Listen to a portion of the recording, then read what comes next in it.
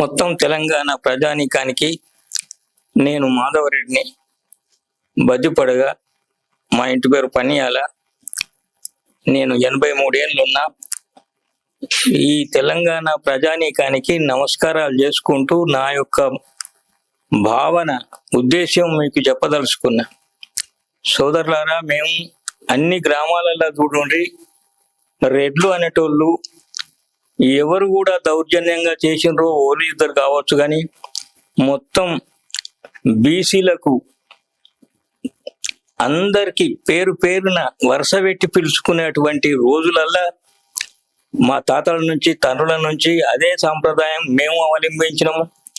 అటువంటి వాతావరణంలో ఇప్పుడు బీసీ ఒకటి రెడ్లను 40 లక్షల మంది రెడ్లను ఒక చిత్రీకరించి దొంగలుగా లుచ్చలు అనుకుంటూ తెలివి లేదనుకుంటూ అంత నానా మాటలు మాట్లాడుకుంటూ ప్రజానీకంలో ఒక చిత్రీకరించినటువంటి వాతావరణం గ్రామాల పొంటి ఏర్పడబోతున్నదనేది నాకు ఇప్పుడు తెలిసింది.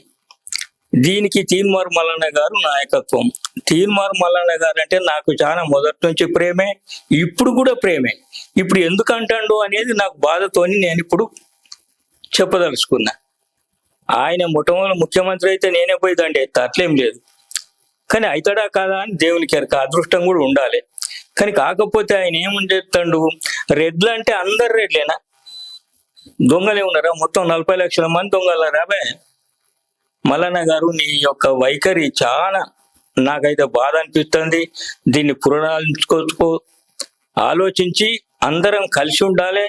మన తెలంగాణలో అందరం కలిసే ఉన్నాం, ఇప్పుడు కలిసే ఉన్నాం, తాతల నుంచి కలిసే ఉన్నాం, తర్వాత కూడా కలిసి ఉండాలనేటువంటి కోరిక నాకున్నది తప్ప మేమేదో ఇది చేయాలి, మిమ్మల్ని అది చేయాలి అనేది లేదు. గ్రామాల పొంటి చాలా వాతావరణం కలుషితం చేసేటువంటి వాతావరణం ఏర్పడజేయకని నేను నీకు సభాముఖంగా, ఈ టీవీ ముఖంగా కూడా నీకు నమస్కరించి చెప్తున్నా. ఇది మంచి నిర్ణయం కాదు, ఆలోచించమని చెప్తాను అంత తప్ప ఇక నువ్వు ఇట్నే ఆలోచించక చేస్తే మరిగా మేము కూడా మా యొక్క ఆత్మ రెడ్డి జాతిని అవమానపరచడానికి మేము మొత్తం మా యొక్క కోరికలు కూడా మేము ధర్మమా అధర్మమా మరి నిర్ణయించుకుంటున్నాం.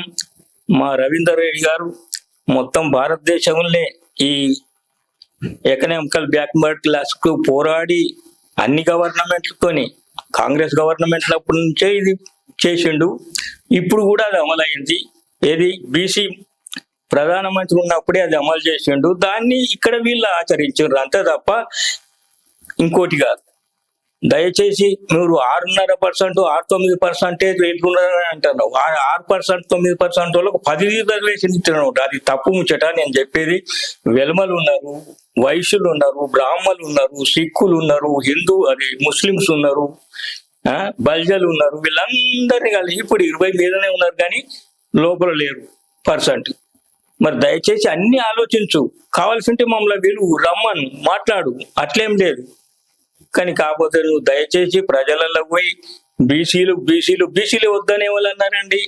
బీసీలలో గ్రామాల పొంటి బీసీ సర్పంచ్ వచ్చినప్పుడు మేము సహకరించినాం, బీసీ ఎంపీటీసీ వచ్చినప్పుడు గెలిపించినాం, జడ్పీసీ వచ్చినప్పుడు గెలిపించినాం, వాళ్ళను అధ్యక్షత వహించినాం, వాళ్ళతో పనులు చేపించుకుంటున్నాం, చేస్తున్నారు. కానీ కాకపోతే ఇది చాలా మనసున్నాం, మాదననే బాధ పెట్టినాము అంటే నేను ఇప్పుడు ఏం చెప్పాలి చెప్పు. కానీ నువ్వు మంచి మనసుతోని ఆలోచించుకోని నేను చెప్పడం జరుగుతుంది అంత తప్ప ఇంకోటి లేదు. మరి నువ్వు అదే నిర్ణయం, ఇదే తిట్టుడు, ఒకసారి కాదు 2 సార్లు కాదు, ఏమైనా అదే భజన పెట్టుకుంటే ఇది న్యాయమా? దేవుడు కూడా సహించాడు ఇటువంటిది. కానీ దయచేసి ఆలోచించమని చెప్తానా. నేను నీకు ఎంత దగ్గర ఉన్నా, ఇప్పుడు ఎంత మనసు బాధ పెడితే ఇట్లా మాట్లాడుతున్నామో అది ఆలోచించుకో.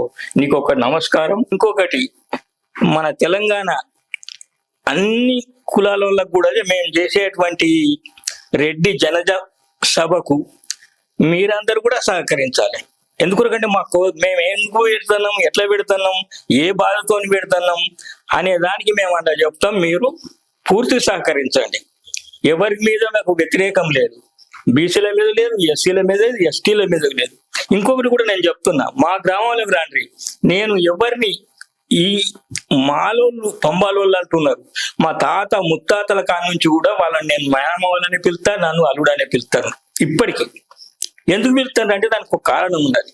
మా బాబు కట తండ్రికి అన్నదమ్ములు లేరు, వాళ్ళ ఓడి బియ్యం పోయాలి ప్రతి 5 సంవత్సరాలకు ఒకసారి.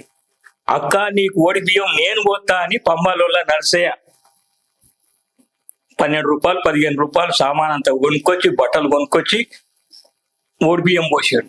అంటే ఎంత ప్రేమతోటి ఎస్సీలను కూడా మా ఇంటికి వచ్చి మేము ఎస్సీల ఇంటికి పోయాము అంటే ఇది మీరు ఆలోచించుకోమని చెప్తాను.